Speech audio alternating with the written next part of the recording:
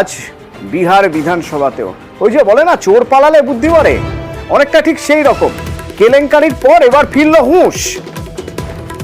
বিহার বিধানসভায় bill pass হলো, প্রশ্ন ফাঁসে অভিযুক্তদের বিরুদ্ধে ব্যবস্থা। এই বিল অনুযায়ী এই বিলে দোষীদের 10 বছরের কারাদণ্ডের সুপারিশ, প্রশ্ন ফাঁসে দোষীদের 1 কোটি পর্যন্ত জরিমানা।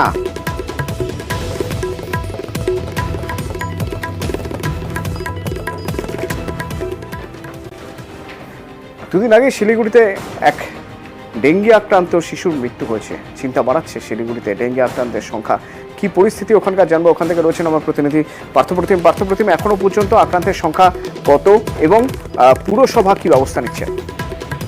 এখনো পর্যন্ত পুরো জানুয়ারি মাস থেকে শিলিগুড়ি পুরসভার যে ওয়ার্ডগুলি রয়েছে সেখানে 30 জনের মতো আক্রান্ত হয়েছে এবং গোটা মহকুমায় শিলিগুড়ি মহকুমায় 65 থেকে 70 জনের মতো আক্রান্ত রয়েছে।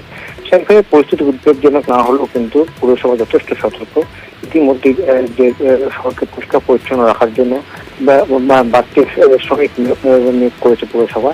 কারণ আমরা জানি যে গত রোববার যে শিশুর মৃত্যু হয় এবং শিশুর পরিবারে কিন্তু অভিযোগ করেছিল যে যত্রতত্র ময়লা আবর্জনা পাহাড় জঙ্গলে নিয়মিত পরিষ্কার পরিচ্ছন্ন করে না পুরসভা, এবং তারপরে কিন্তু ডেঙ্গি মশা আতুরঘর হিসেবে পরিণত হয়েছিল গোটা শহর, এবং তারপরে কিন্তু নড়ে চড়ে বসেছে শিলিগুড়ি পুরসভা।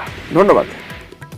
জ্বর হলে যেন সাথে সাথে নিকটবর্তী স্বাস্থ্য কেন্দ্রে যায়। এবার যে কেসগুলো দেখা যাচ্ছে কেস স্টাডি করে বেশিরভাগই বিলো 12 ইয়ার্সের বাচ্চাদের মধ্যে 40% বেশি এই প্রবণতাটা দেখা গেছে। জ্বর 1-2 দিন পারসিস্ট করলেই সেটা ডাক্তারদের পরামর্শ নেওয়া, ব্লাড টেস্ট করা, নর্মাল প্রোটোকল এই ডেঙ্গি